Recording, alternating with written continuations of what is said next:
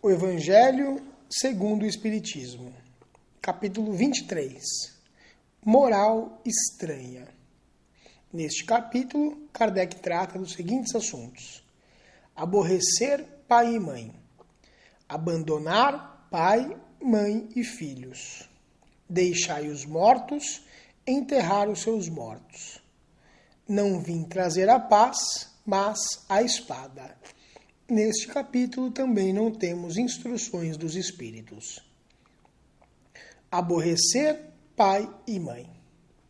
Segue uma passagem evangélica. E muita gente ia com ele. E voltando Jesus para todos, lhes disse: se alguém vem a mim e não aborrece a seu pai e sua mãe, e mulher, e filhos, e irmãos, e ainda a sua mesma vida, não pode ser meu discípulo. E o que não leva a sua cruz e vem em meu seguimento, não pode ser meu discípulo. Assim, pois, qualquer de vós que não dá de mão a tudo o que possui, não pode ser meu discípulo. Lucas, capítulo 14, versículos 25 a 27 e 33. Segue outra passagem. O que ama o pai ou a mãe mais do que a mim, não é digno de mim. E o que ama o filho ou a filha mais do que a mim, não é digno de mim. Mateus capítulo 10, versículo 37. Certas palavras, aliás, muito raras, contrastam de maneira tão estranha com a linguagem do Cristo, que instintivamente repelimos o seu sentido literal. E a sua sublimidade da sua doutrina nada sofre com isso. Escritas depois da sua morte, desde que nenhum evangelho foi escrito durante a sua vida, podemos supor que, nesses casos, o fundo do seu pensamento não foi bem traduzido, ou ainda, o que não é menos provável, que o sentido primitivo tenha sofrido alguma alteração ao passar de uma língua para outra. Basta que um erro tenha sido cometido uma vez para que os copistas o reproduzissem, como se vê com frequência nos fatos históricos. A palavra odiar, nesta frase de Lucas, se alguém vem a mim e não odeia seu pai e sua mãe, ou aborrece, como está na passagem acima, né? Está nesse caso. Ninguém teria a ideia de atribuí-la a Jesus.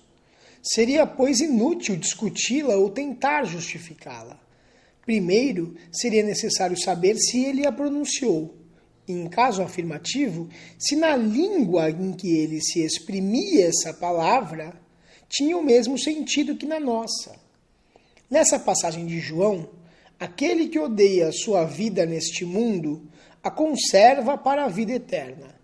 É evidente que ela não exprime a ideia de que lhe atribuímos. A língua hebraica não era rica e muitas de suas palavras tinham diversos significados. É o que acontece, por exemplo, com aquela que no Gênesis designa as frases da criação e servia ao mesmo tempo para exprimir um período de qualquer tempo e período diurno. Disso resultou mais tarde a sua tradução pela palavra dia e a crença de que o mundo fora feito em 6 dias. O mesmo acontece com a palavra que designa um camelo e um cabo, porque os cabos eram feitos de pelos de camelo e que foi traduzida por camelo na alegoria da agulha. É necessário ainda considerar os costumes e as características dos povos que influem na natureza particular das línguas. Sem esse conhecimento, o sentido verdadeiro de certas palavras nos escapa. De uma língua para outra, a mesma palavra tem um sentido mais energético ou menos energético. Pode ser numa língua uma injúria ou uma blasfêmia, e nada significar nesse sentido em outra, conforme a ideia que exprima. Numa mesma língua, as palavras mudam de significação com o passar dos séculos. É por isso que uma tradução rigorosamente literal nem sempre exprime perfeitamente o pensamento. E para ser exata, faz-se por vezes necessário empregar não os termos correspondentes, mas outros equivalentes ou circunlóquios explicativos. Estas observações aplicam-se especialmente à interpretação das Santas Escrituras, e em particular dos Evangelhos. Se não levamos em conta o meio em que Jesus vivia, ficamos sujeitos a enganos sobre o sentido de certas expressões e de certos fatos, em virtude do hábito de interpretarmos os outros de acordo com as nossas próprias condições. Assim, pois, é necessário não dar à palavra odiar ou aborrecer a acepção moderna, que é contrária ao espírito do ensinamento de Jesus. Abandonar pai, mãe e filhos. Segue uma passagem evangélica.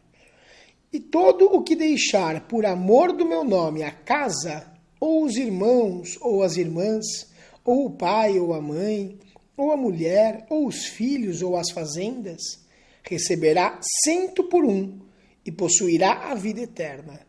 Mateus capítulo 19, versículo 29. Outra passagem. Então disse Pedro, eis aqui estamos nós, que deixamos tudo o que te seguimos. Jesus lhe respondeu, em verdade vos digo que ninguém há que uma vez que deixou pelo reino de Deus a casa, ou os pais, ou os irmãos, ou a mulher, ou os filhos, logo neste mundo não receba muito mais, e no século futuro a vida eterna. Lucas capítulo 18, versículos 28 a 30. Outra passagem. E disse-lhe outro, eu, Senhor, seguir-te-ei, mas dai-me licença, que eu vá primeiro dispor dos bens que tenho em minha casa. Respondeu-lhe Jesus, nenhum que mete a sua mão ao arado e olha para trás é apto para o reino de Deus. Lucas, capítulo 9, versículos 61 e 62. Sem discutir as palavras, devemos procurar compreender o pensamento, que era evidentemente este. Os interesses da vida futura estão acima de todos os interesses e todas as considerações de ordem humana. Porque isso concorda com a essência da doutrina de Jesus, enquanto a ideia do abandono da família seria sua negação. Não temos, aliás, sob os olhos a aplicação dessas máximas no sacrifício dos interesses e das afeições da família pela pátria?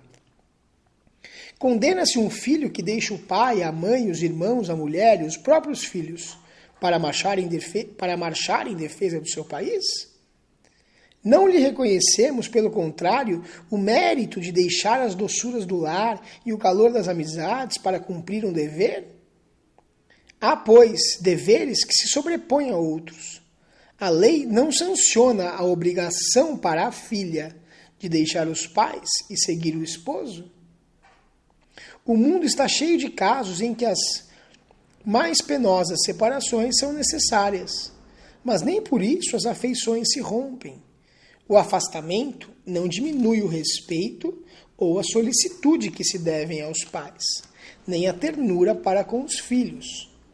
Vê-se assim que, mesmo tomadas ao pé da letra, salvo a palavra odiar, essas expressões não seriam a negação do mandamento que prescreve honrar ao pai e à mãe, nem do sentimento de ternura paterna. Com mais forte razão, se as analisarmos quanto ao seu espírito. A finalidade dessas expressões é mostrar por uma figura, uma hipérbole, quanto é imperioso o dever de cuidar da vida futura. Deviam, por isso mesmo, ser menos chocantes para um povo e uma época em que, por força das circunstâncias, os laços de família eram menos fortes do que numa civilização moralmente mais avançada. Esses laços mais fracos entre os povos primitivos fortificam-se com o desenvolvimento da sensibilidade e do senso moral. Aliás, a separação em si mesma é necessária ao progresso, e isso tanto no tocante às famílias quanto às raças. Umas e outras se abstardam de não houver cruzamentos, e não se misturarem entre si. É uma lei da natureza, que tanto interessa ao progresso moral quanto ao progresso material. Encaramos as coisas na Terra apenas do ponto de vista terreno. O Espiritismo nos apresenta de mais alto, mostrando-nos que os verdadeiros laços de afeição são os do espírito e não os do corpo. Que esses laços não se rompem, nem pela separação, nem mesmo pela morte do corpo. Que eles se fortificam na vida espiritual pela depuração do espírito. Consoladora verdade, que nos dá uma grande força para suportar as vicissitudes da vida. Deixai os mortos enterrar os seus mortos. Segue uma passagem evangélica. E a outro disse Jesus: segue-me. E ele lhe disse: Senhor, permite-me que vá eu primeiro enterrar meu pai. E Jesus lhe respondeu: deixa que os mortos enterrem os seus mortos, e tu vai e anuncia o reino de Deus. Lucas capítulo 9, versículos 59 e 60. O que podem significar estas palavras? Deixa que os mortos enterrem seus mortos? As considerações precedentes já nos mostraram, antes de mais nada, que na circunstância em que foram pronunciadas, não podiam exprimir uma censura àqueles que consideram um dever de piedade filial ir sepultar o pai. Mas elas encerram um sentido mais profundo, que só um conhecimento mais completo da vida espiritual pode fazer compreender. A vida espiritual é realmente a verdadeira vida, a vida normal do espírito. Sua existência terrena é transitória e passageira, uma espécie de morte, se comparada ao esplendor e à atividade da vida espiritual. O corpo é uma vestimenta grosseira que envolve temporariamente o espírito, verdadeira cadeia que o prende à gleba terrena, e da qual ele se sente feliz em libertar-se. O respeito que temos pelos mortos não se refere à matéria, mas através da lembrança ao espírito ausente. É semelhante ao que temos pelos objetos que lhe pertenceram, que ele tocou em vida e que guardamos como relíquias. Era isso que aquele homem não podia compreender por si mesmo. Jesus lhe ensinou dizendo: Não vos inquieteis com o corpo, mas pensai antes no espírito, e de pregar o reino de Deus, e de dizer aos homens que a sua pátria não se encontra na terra, mas no céu, porque somente lá é que se vive a verdadeira vida. Não vim trazer a paz, mas a espada. Segue uma passagem evangélica. Não julgueis que vim trazer a paz à terra. Não vim trazer-lhe paz, mas espada, porque vim separar o homem contra seu pai, e a filha contra sua mãe, e a nora contra sua sogra, e os inimigos do homem serão os seus mesmos domésticos. Mateus capítulo 10, versículos 34 e 36. Segue outra passagem. Eu vim trazer fogo à terra, e que quero eu, senão que ele se acenda? Eu, pois, tenho de ser batizado num batismo, e quão grande não é a minha angústia até que ele se cumpra? Vós cuidais que eu vim trazer a paz na terra? Não vos digo eu, mas separação, porque de hoje em diante haverá numa mesma casa 5 pessoas divididas, 3 contra 2 e 2 contra 3. Estarão divididas o pai contra o filho, e o filho contra seu pai, a mãe contra a filha e a filha contra a mãe, a sogra contra a nora e a nora contra a sogra. Lucas capítulo 12, versículos 49 a 53. Foi mesmo Jesus a personificação da doçura e da bondade Ele, que não cessava de pregar o amor ao próximo, quem disse estas palavras: eu não vim trazer a paz, mas a espada. Vim separar o filho do pai, o marido da mulher, vim lançar fogo na terra, e tenho pressa que ele se acenda. Essas palavras não estão em flagrante contradição com o seu ensino? Não é uma blasfêmia atribuir-lhe a linguagem de um conquistador sanguinário e devastador? Não há blasfêmia nem contradição nessas palavras, porque foi ele mesmo quem as pronunciou, e elas atestam a sua elevada sabedoria. Somente a forma, um tanto equívoca, não exprime exatamente o seu pensamento, o que provocou alguns enganos quanto ao seu verdadeiro sentido. Tomadas ao pé da letra, elas tenderiam a transformar sua missão, inteiramente pacífica, numa missão de turbulências e discórdias. Consequência absurda que o bom senso rejeita, pois Jesus não podia contradizer-se. Toda ideia nova encontra forçosamente oposição, e não houve uma única que se implantasse sem lutas. A resistência, nesses casos, está sempre na razão da importância dos resultados previstos, pois quanto maior ela for, maior será o número de interesses ameaçados. Se for uma ideia notoriamente falsa, considerada sem consequências, ninguém se perturba com ela e a deixa passar, confiantes na sua falta de vitalidade. Mas se é verdadeira, se está sentada em bases sólidas, se é possível entrever-lhe o futuro, um secreto pressentimento adverte os seus antagonistas de que se trata de um perigo para eles, para a ordem de coisas por cuja manutenção se interessam. E é por isso que se lançam contra ela e os seus adeptos. A medida da importância e das consequências de uma ideia nova nos é dada, portanto, pela emoção que o seu aparecimento provoca, pela violência da oposição que desperta e pela intensidade e a persistência da cólera dos seus adversários. Jesus vinha proclamar uma doutrina que minava pelas bases a situação de abusos em que viviam os fariseus, os escribas e os sacerdotes do seu tempo. Por isso o fizeram morrer, julgando matar a ideia com a morte do homem. Mas a ideia sobreviveu porque era verdadeira. Desenvolveu-se porque estava nos desígnios de Deus. E nascida numa pequena vila da Judéia, foi plantar a sua bandeira na própria capital do mundo pagão, em face dos seus inimigos mais encarniçados, daqueles que tinham o maior interesse em combatê-la, porque ela subvertia as crenças seculares a que muitos se apegavam mais por interesse do que por convicção. Era lá que as lutas mais terríveis esperavam os seus apóstolos. As vítimas foram inumeráveis, mas a ideia cresceu sempre e saiu triunfante, porque superava, como verdade, as suas antecessoras. Observa-se que o cristianismo apareceu quando o paganismo declinava, debatendo-se contra as luzes da razão. Convencionalmente ainda o praticavam, mas a crença já havia desaparecido, de maneira que apenas o interesse pessoal o sustinha.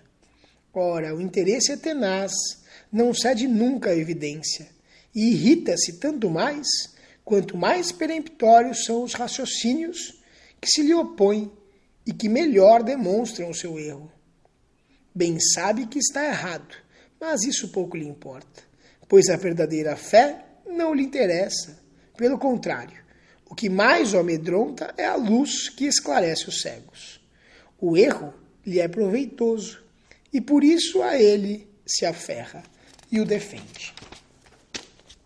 Sócrates não formulara também uma doutrina até certo ponto semelhante à do Cristo? Por que então não prevaleceu naquela época no seio de um dos povos mais inteligentes da terra? Porque os tempos ainda não haviam chegado, ele semeou em terreno não preparado. O paganismo não estava suficientemente gasto. Cristo recebeu a sua missão providencial no tempo devido. Nem todos os homens do seu tempo estavam à altura das ideias cristãs, mas havia um clima geral de aptidões para assimilá-las, porque já se fazia sentir o vazio que as crenças vulgares deixavam na alma. Sócrates e Platão abriram o caminho e prepararam os espíritos. Os adeptos da nova doutrina, infelizmente, não se entenderam sobre a interpretação das palavras do Mestre, na maioria veladas por alegorias e expressões figuradas. Daí surgirem desde o princípio as numerosas seitas que pretendiam, todas elas, a posse exclusiva da verdade, e que 18 séculos não conseguiram pôr de acordo. Esquecendo o mais importante dos preceitos divinos, aquele de que Jesus havia feito pedra angular do seu edifício e a condição expressa da salvação, a caridade, a fraternidade e o amor ao próximo, essas seitas se anatematizaram reciprocamente. Arremeteram-se umas contra as outras, as mais fortes esmagando as mais fracas, afogando-as em sangue, ou nas torturas e nas chamas das fogueiras. Os cristãos vencedores do paganismo passaram de perseguidos a perseguidores. Foi a ferro e fogo que plantaram a cruz do Cordeiro, sem mácula nos dois mundos. É um fato comprovado que as guerras de religião foram mais cruéis e fizeram maior número de vítimas que as guerras políticas, e que em nenhuma outra se cometeram tantos atos de atrocidade e de barbárie. Seria a culpa da doutrina do Cristo?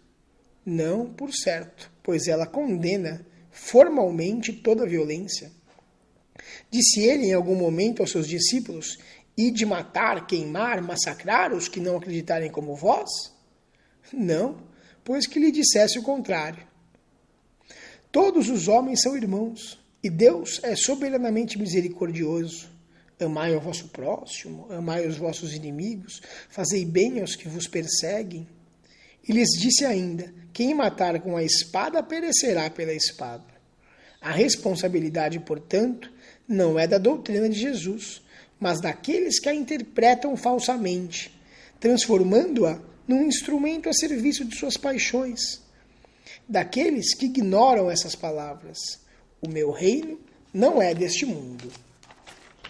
Jesus, na sua profunda sabedoria, previu o que devia acontecer, mas essas coisas eram inevitáveis, porque decorriam da própria inferioridade da natureza humana, que não podia ser transformada subitamente.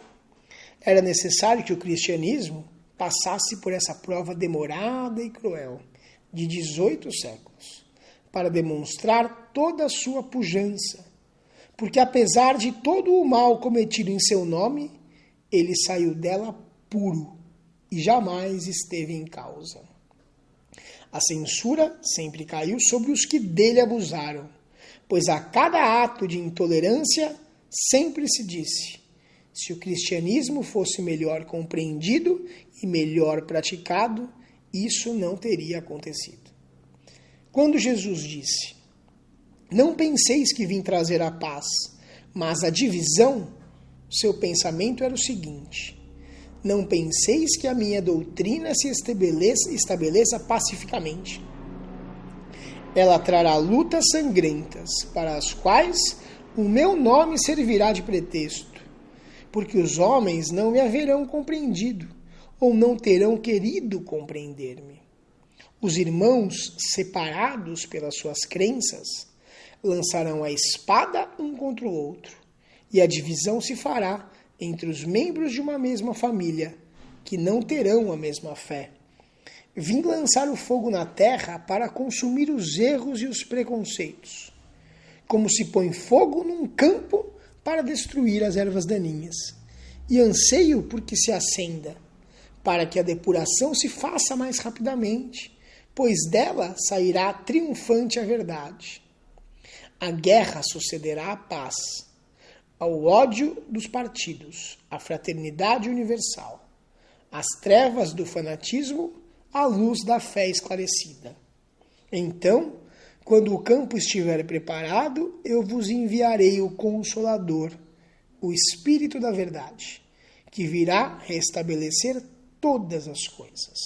Ou seja, que dando a conhecer o verdadeiro sentido das minhas palavras, que os homens mais esclarecidos poderão enfim compreender, por a termo a luta fratricida que divide os filhos de um mesmo Deus. Cansados, afinal, de um combate sem solução, que só acarreta desolação e leva o distúrbio até mesmo ao seio das famílias, os homens reconhecerão onde se encontram os seus verdadeiros interesses, no tocante a este e ao outro mundo, e verão de que lado se acham os amigos e os inimigos da sua tranquilidade.